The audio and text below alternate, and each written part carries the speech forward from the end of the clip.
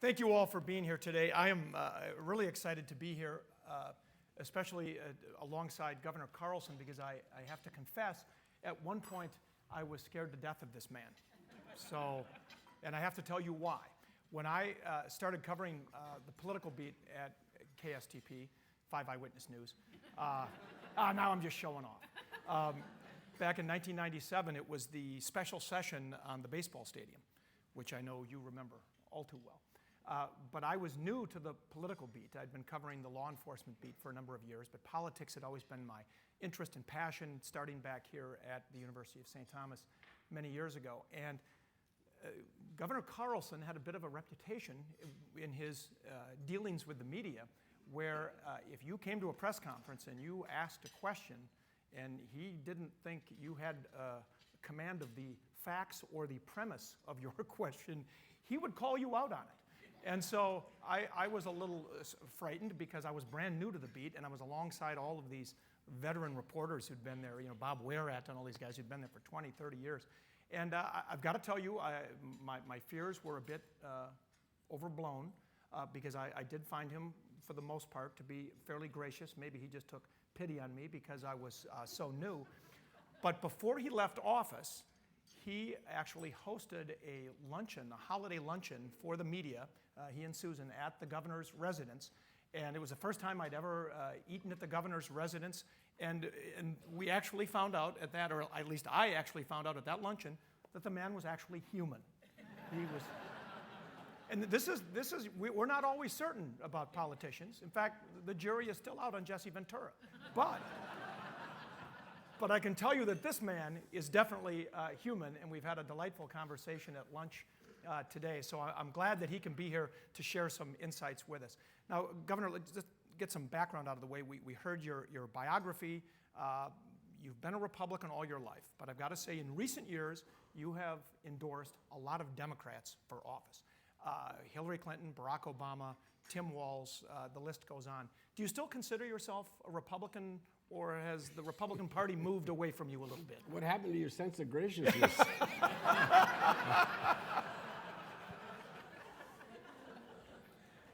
I think there are a good number of Republicans that are sort of in the same pickle that I am, some of them probably here at lunch today. And that is, what do you do when you feel the party left you? When I came into the Republican Party, one, it was the party of Abraham Lincoln, strong on human rights. It was the party that was strong on environment, with the heritage going back to Theodore Roosevelt. It had a strong reputation on finance, largely governed by the last Republican president to ever submit a balanced budget, Dwight Eisenhower. And I remember working for Elmer Anderson. And these were all people that were moderate, if you will, on the social issues, but prudent on the financial side. And to me, that's where the center of governance should be. And I'd have to say the party has long left that, and so I'm a bit uncomfortable saying, yes, I'm a Republican, and so let's just say I'm a very independent Republican. And there was a time, I know when you first moved to Minnesota back in the mid-'60s, there was actually what they consider a liberal, moderate wing of the Republican Party. That doesn't exist anymore, does it? No, the moderate wing doesn't exist either. Frankly, the old conservative wing does not exist. I mean, don't forget, Barry Goldwater was read out of the Republican Party before he died. And in my day, Barry Goldwater was the center of the conservative movement. So it has been systematically going way to the far, far right. Well, let's get to the 2016 election. You have publicly stated that you are supporting Hillary Clinton for president, but I assume that you have to be stunned that she is leading Donald Trump in the polls by such a small margin, and that this is still anybody's race. Even she has stated publicly she can't believe she's not up by 50 points. How do you explain it? Yeah, you are gracious.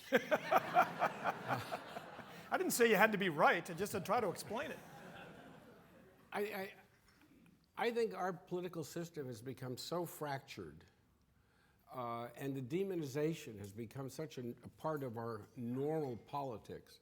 I'm not sure any human being that's been in politics for 30 years in the current environment would have any better numbers than Hillary Clinton does. I mean that. I mean, the attacks never, ever stop. And if you launch enough attacks, people will believe, well, there's so much smoke, there has to be fire. Let me just give you a very small example, if I may, for a moment. Benghazi. You can barely go through a day without Benghazi.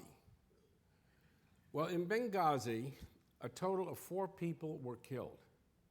We've had 10 congressional investigations headed by Republicans. And after each investigation, they come back with the same thing. No, intelligence did not fail. Yes, there was contradictory intelligence. There was no effort on behalf of the administration to cover it up. There was nothing there. The result, another investigation. And notice how these investigations have in fact become trials. And subpoenas are issued, and the assumption of guilt seems to take place. Now let's flip back to roughly, if I recall right, Beirut, 1982. If my numbers are right, 241 people died. And 6 months prior to that, some 60 some odd were killed. So that area was on high security alert. In spite of that, and this was during the Reagan administration, the truck that came in that killed 241 people went through gates that were open and past guards who were unarmed.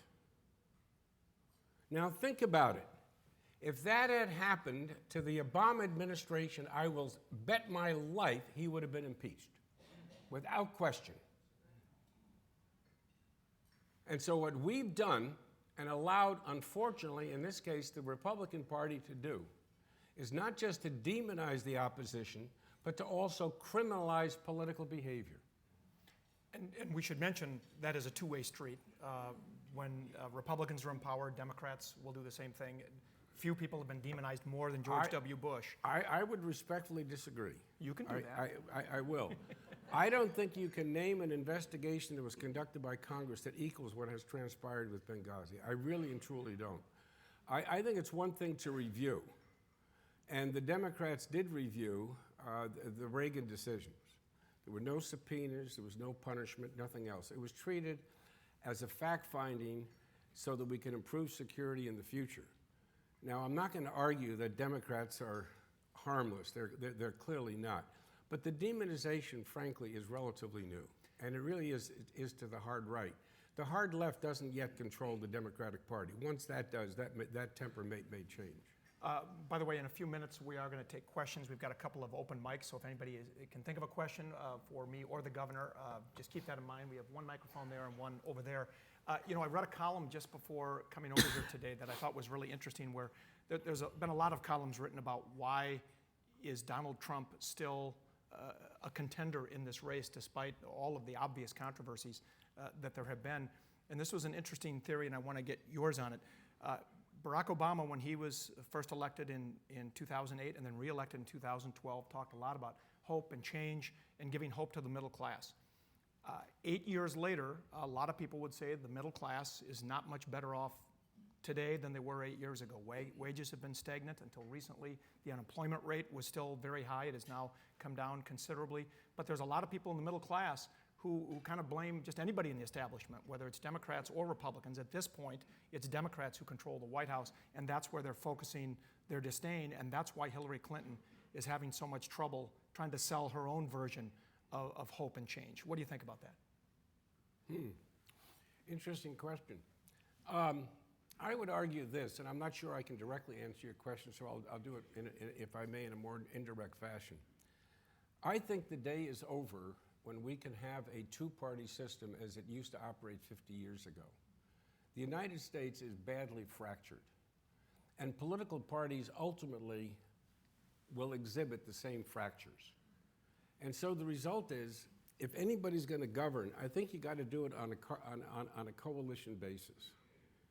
And if I were to be critical of presidents, either current or past, it would be that they made token gestures to the opposition, maybe giving a cabinet post to a Democrat or Republican, depending on the administration.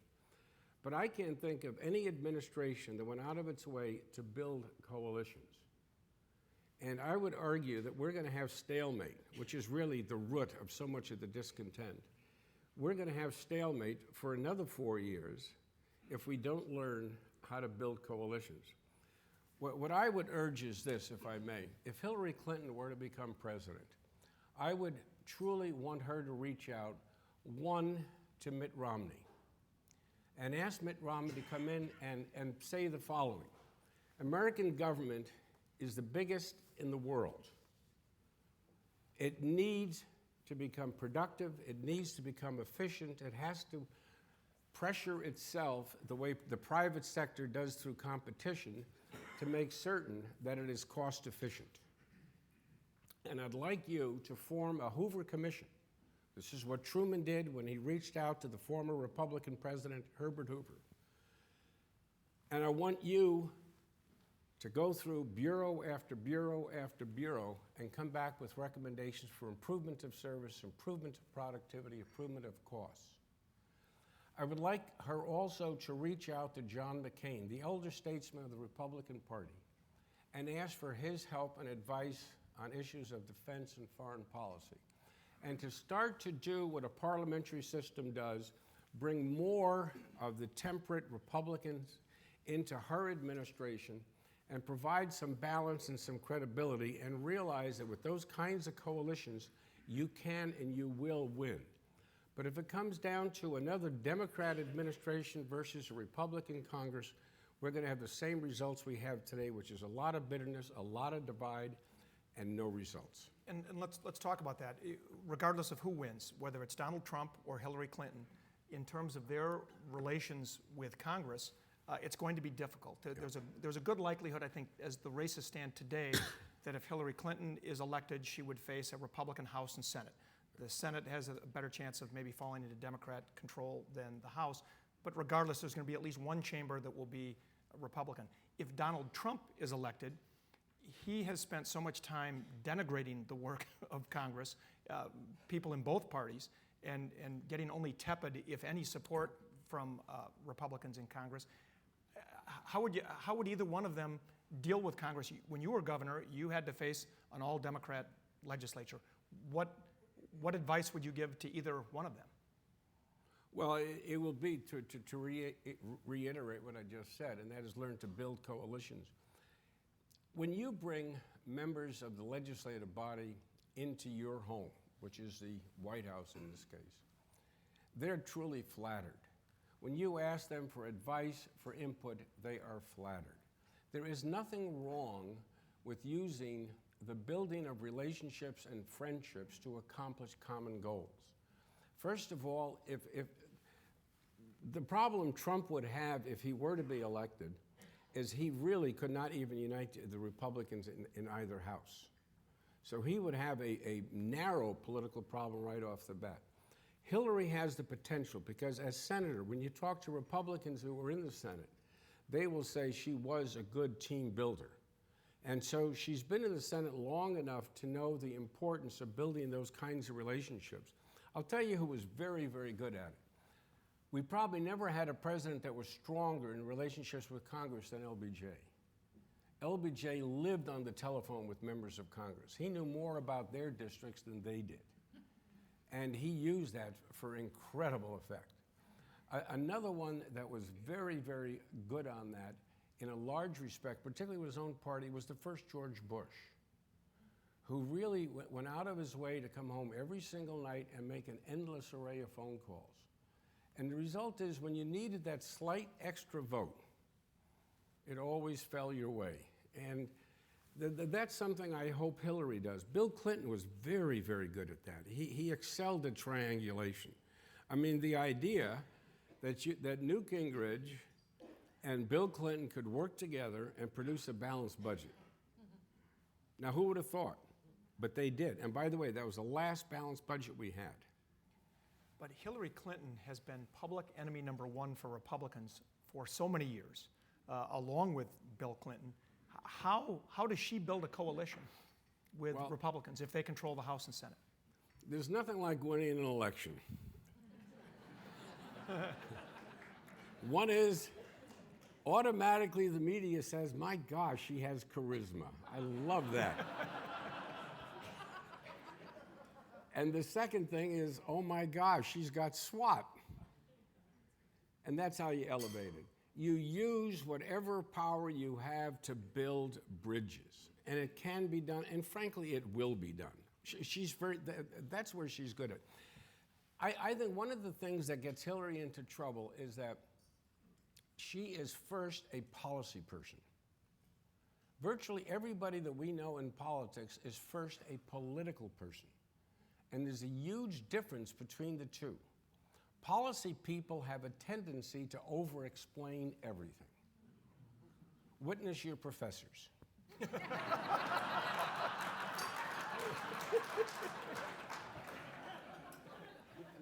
And you want to be intellectually honest, so what do? You lay out all the pros, the cons, you split the hairs, you go through every shade of gray.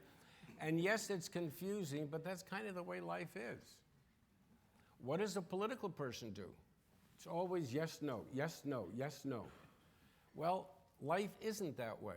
So the more you start to explain something, the more a lot of people say, boy, there must be something wrong here. And but as governor, you always preferred hearing yes more than no, right? Well, depends on what the issue was. So as you look at this, Election Day is a month from today, by the way. It's hard to believe it's coming up. In Minnesota, she has about a 6 or 7 point lead. Hillary Clinton does. Nationally, it seems to have settled into about the 4 to 5% range. State by state, which is more important, the battleground states, she's taken a slight advantage from the performance in the debate 10 days ago, 2 weeks ago, however long ago that's been. How important is the debate coming up on Sunday night in terms of Hillary Clinton closing the deal or Donald Trump getting back in the game? An awful lot depends on the game of expectations which the media unfortunately plays. If Donald Trump shows up, and if he's sober, if he speaks English, and if he doesn't tweet at 2 o'clock in the morning. And by sober, he means serious. He does not mean. Yeah, no, you're right. Because he doesn't actually. Donald no. Trump does not drink. A lot of people don't know that. No, he does not. It seems like he does, right. but he doesn't. No, you're right. No, and I thank you. I just wanted to clarify that. No, and I honestly thank you very much for that. But if he does that and then refrains from tweeting at 2 o'clock in the morning, he will be declared the winner. That's the dilemma in this case that Hillary has. Low expectations. But if it's done the right way, she'll be in fine shape. And again, we invite your questions. If anybody has a question, again, we have microphones. We have a question back here. Why don't you, while you're making your way to the mic, you can go right on up there. Go ahead, Eric. Hi, Tom. Thank you very much. And Arnie, thank you very much for being here and your insights. My question is a tough one. Is our nation heading to celebrity politicians, and is it a good thing or a bad thing? Thank you. Very good question. Well, you were replaced by a celebrity politician in Jesse Ventura. But I came in as a celebrity, too.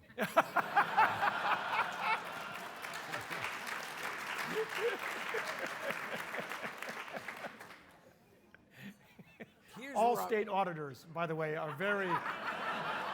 Nothing says celebrity. Madonna, state auditor, it's all the same thing. You can tell he feels home at St. Thomas, can't you? I'm going to answer your question somewhat indirectly. I think that very quickly the political system and the country as a whole is going to start to sober up. As I look back on history, I would say that the next president is going to have more on their plate than Harry Truman did when he had to close World War II and rebuild the American economy. And these decisions are not going to be popular decisions.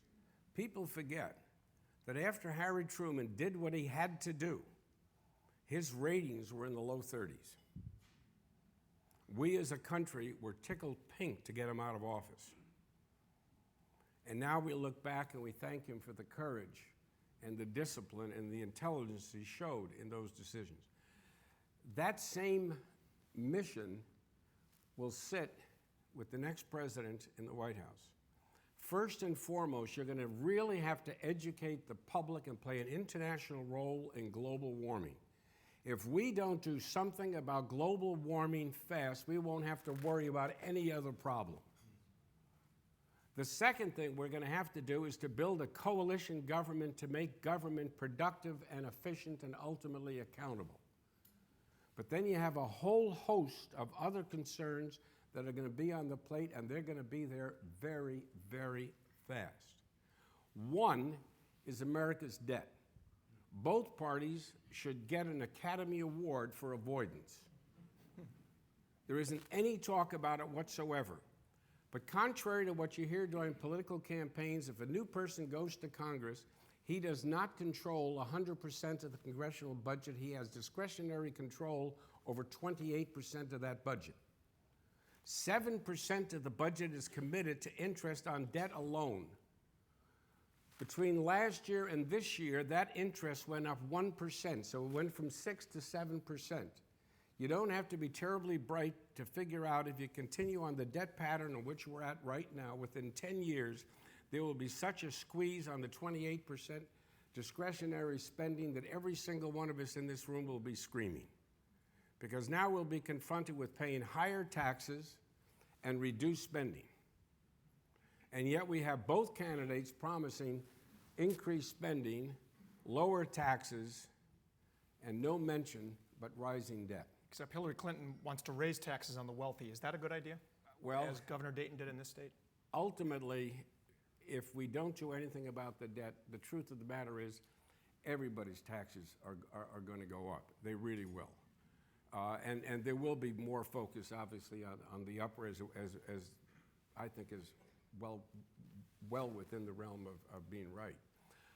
But aside from that, you then have another host of problems: rebuilding America's infrastructure, redefining education, funding education, but not funding it based on the old model, but starting to begin to understand you've got to experiment with new models.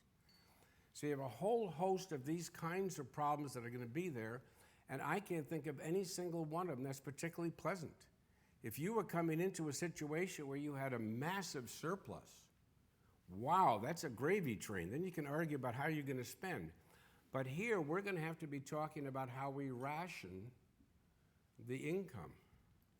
So I would say that the kind of person that you want in the White House is a person who can build coalitions and will have the courage and the integrity to share with the American people all the real challenges that they will face, and then to figure out strategies in which you can equitably start to resolve some of these dilemmas. And it sounds like you don't think necessarily a celebrity candidate is the one to do that. Well, depending upon how you want to define celebrity. This celebrity, now, I wish this country would, frankly, would have a king.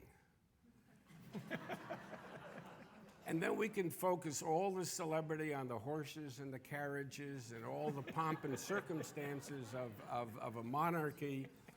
And as long as you keep them politically harmless, it's marvelous. And then have a more sober system that really does genuinely try to govern. No, I'm not into celebrity. I'm really not. I'll tell you the other thing that bothers me enormously.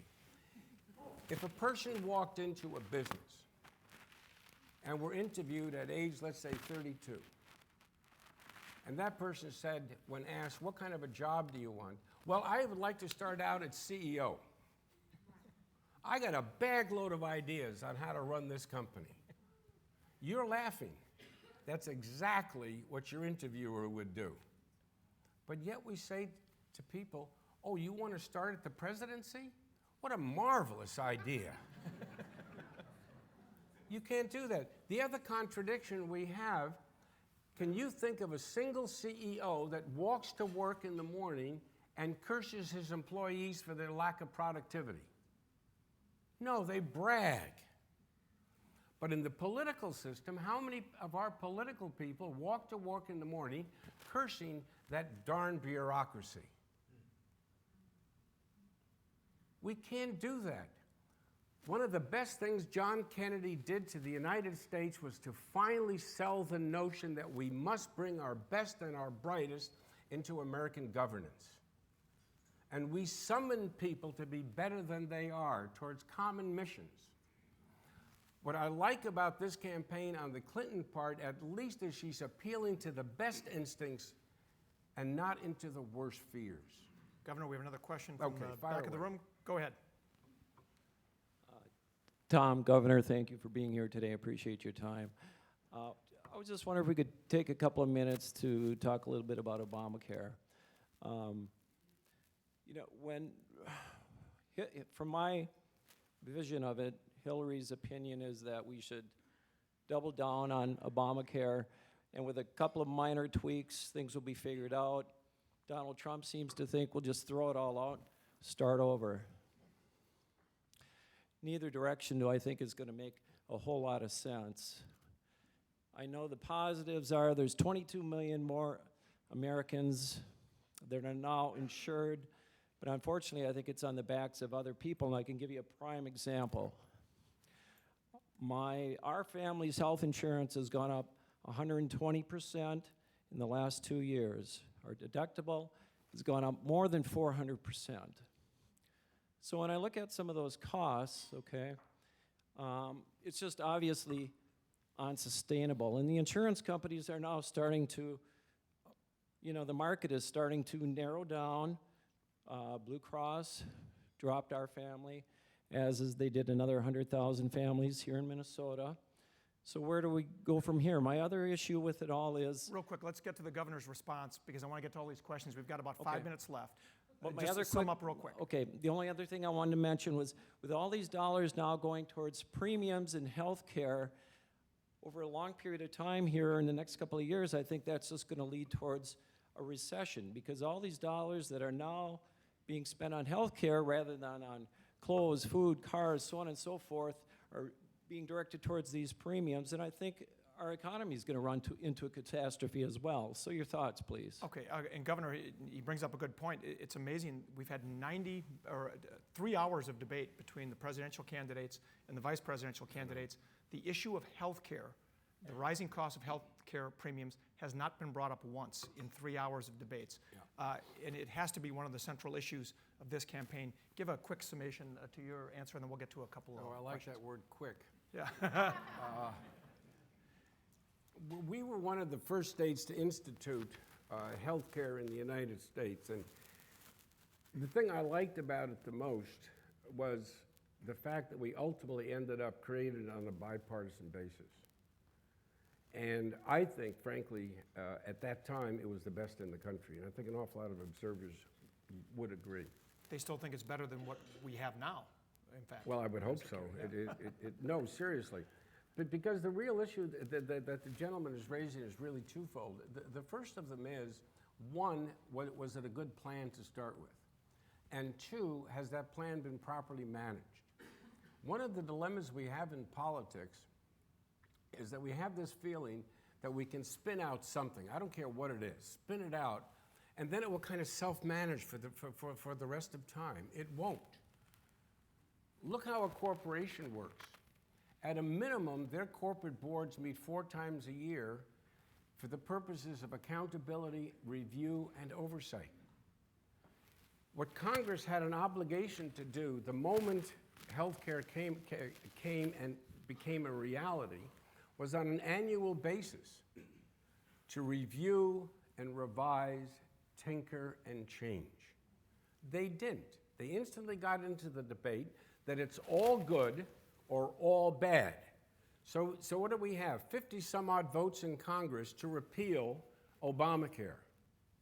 But then when you ask the other side, where's your health care plan? Oh, we have none. Well, you can't govern that way.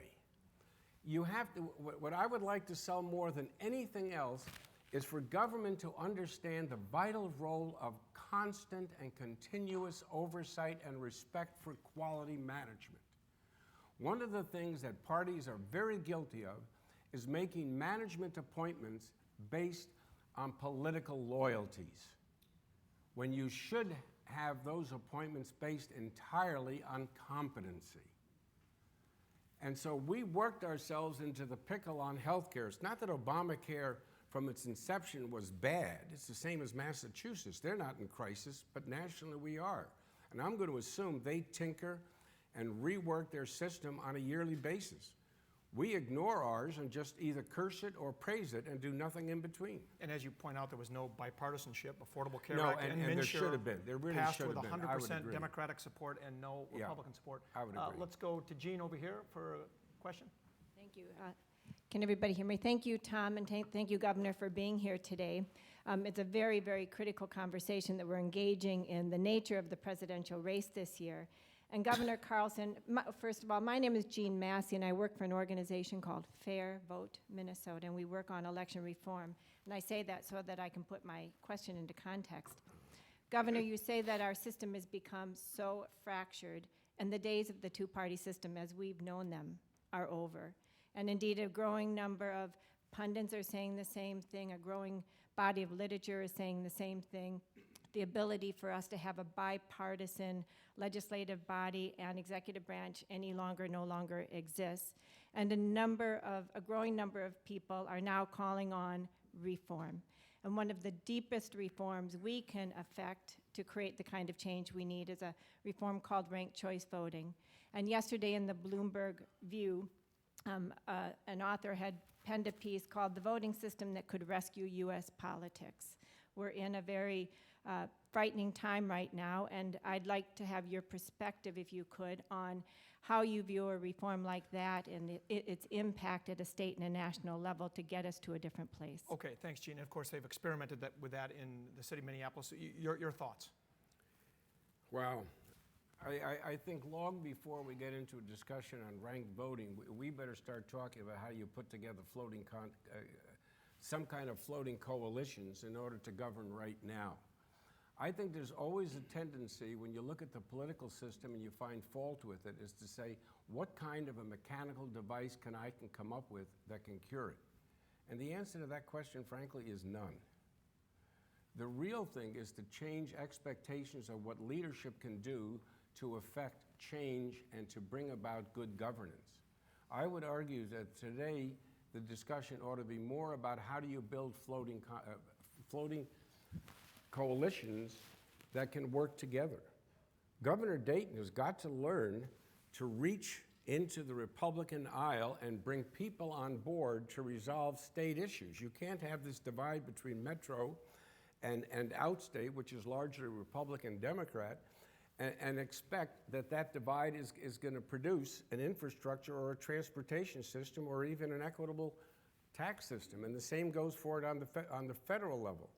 On ranked voting, I think testing it where Minneapolis has been tested, I think that's the place to go. And if we can get definite data that people know what they're voting for when they pick 2, 3, or whatever it is, then that might be helpful to indicate what we can do in the future. But for the moment, I would say it gets down to the kind of leadership that we are going to elect and what kinds of expectations do we have that leadership to perform. And again, it gets back to you've got to learn to work with the other side. All right, we have time for one more question, I believe. You, sir. Thanks for your comments. My question is, what do you think would happen if we went away from gerrymandering to just like squares across the U.S. so that there wasn't all this, if I'm the incumbent, I got to worry about getting to the election because if I go this way or that way that I might believe, I won't even get past whoever's coming after me in the primary because I know I'm in a Republican district or I know I'm in this kind of district. Okay, so by gerrymandering, he's talking about when there's redistricting and they think that whoever's in power is trying to configure these districts to favor Republicans or Democrats. Is that system working? Well, it really has to be revisited. Walter Mondale, Al Quilly, and I have been working on this for years, and frankly, to move a legislature is an absolute impossibility. And the reason is their gains are so deeply ingrained that they're not going to sacrifice themselves, frankly, for the greater good. But the result of their inaction is that in Congress, for instance, I would have to say 93% of the members of the House are perfectly safe. So we don't have democratic elections where one party can sweep and one party can lose. There has to be another revisiting into the Supreme Court so you can put in much more in terms of the criteria necessary, and one of them should be competition. We as a nation celebrate competition. We say we love it, except when it affects us personally. And that's the power of incumbency. They don't want competition for their district. And so I think it is up to the Supreme Court ultimately to factor in, can you build in a competitive mechanism so that anybody has a shot at getting into Congress regardless of party label? But unrealistic to just randomly make Yeah, no, squares no. because of population centers. You have some Absolutely, population no. centers where, like in Minnesota, No. out of the 5 million people here, 4 million are in the metro area No, and the others. you're right. You would have to amend the Supreme Court decision to include competition, and then you've got to legally define what you mean by And it's by interesting, I think you're actually underestimating the number of House members who are just automatically guaranteed reelection. it might And that's be. why it's amazing in Minnesota this year, we have 3 congressional have races, three, the yeah. 2nd, 3rd, and 8th, that are actually reasonably in play. And I would guess we're the only state in the country, at least of our size, that has that many competitive races, because across the country, there's probably only 30 or 40 races that are in play in the U.S. House. So Yeah, it is amazing. That really is sad. Closing comments by you, Governor, about the state of politics today, the state of the 2016 election. Yes, I think when you look down the pike and you begin to see all the questions that really have to be answered, you realize that the next relationship has to be redefining the role of a citizen. We in politics have committed a cardinal sin by always going to you and promising you what we're going to do for you if you elect me. The question we're going to have to start to ask of each other is, what are you as a voter going to do to be helpful to improve the quality of life for all? It's not enough just to vote. You have to participate, you have to be intelligent, and frankly, you have to be fair. We live in a world today that is vastly different than the world I lived in when I governed. And that's this world of Twitter and internet and instant insults, distorting, damaging people. It's to the point where we can't get young people, and they have focus groups on this. You ask young people, are you willing to go into public service? And the answer is absolutely not. Nobody wants to go into a system that doesn't have any sense of sensibility or respect for other people. And that's kind of what we're building. And this is why I'm so concerned about the Trump. It's built on fear. It's built on the notion that if you meet somebody that's different than you, be fearful. My parents were immigrants. We lived in poverty. But all they could see in the United States was opportunity. And if you worked hard, if you were able to provide some kind of a quality education for your children, you could grow up. And we grew up with a tremendous respect. I'll never forget. And you heard that when Ronald Reagan was talking about the White House as a young man, he never ever took his coat off in the Oval Office out of respect for that office. My father, he was a Swedish immigrant. I don't know what there is about Swedes, but when there's somebody important, they always whispered. And I'll never forget, and I don't know if we're going off on a tangent here, but what the heck. You guys have everything more important to do until your afternoon game tomorrow with Concordia. Good point. But The tailgating starts in about an hour, so if you could hurry it up okay, here. I'll be there. But in any event, President Roosevelt and the King of England was coming to visit, I think it was the late 1930s, early 1940s. And everybody in the United States, in the height of Depression, wondered, what in the world is Roosevelt going to serve to the King of England? Well, the president is in a real pickle. Well, what the president did, took him up to his estate in Dutchess County, overlooking the Hudson River. It's a gorgeous, gorgeous place. And guess what he served? A hot dog. And my father said, now that's a real president. And I think we need to rebuild the goodness in America, bringing out the best in people and not appealing to their worst. One of the great joys of the United States is the benefit of what they call diversity. I hate that word, but I can't think of anything to substitute it with. But the number of vast restaurants that immigrants have come in and built, the kinds of thinking patterns that change and impact us. We become enriched through immigration and through the celebration of differences. We ought not to allow our minds to get smaller and smaller. One of the reasons I'm really getting to detest retirement communities, I think too many people have retired their brains. And I think we got to broaden up. Well, I've said enough, but I think you get the gist. Thank you very much. You know, one thing.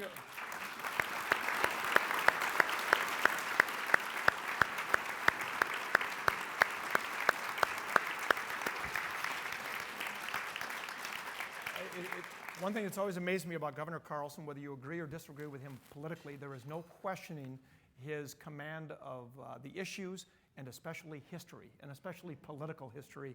And I've always been a political history buff, so I always enjoyed that about him. But again, thank you, Governor Carlson, for being here. It's been a great conversation. It's been a great conversation. Thank you.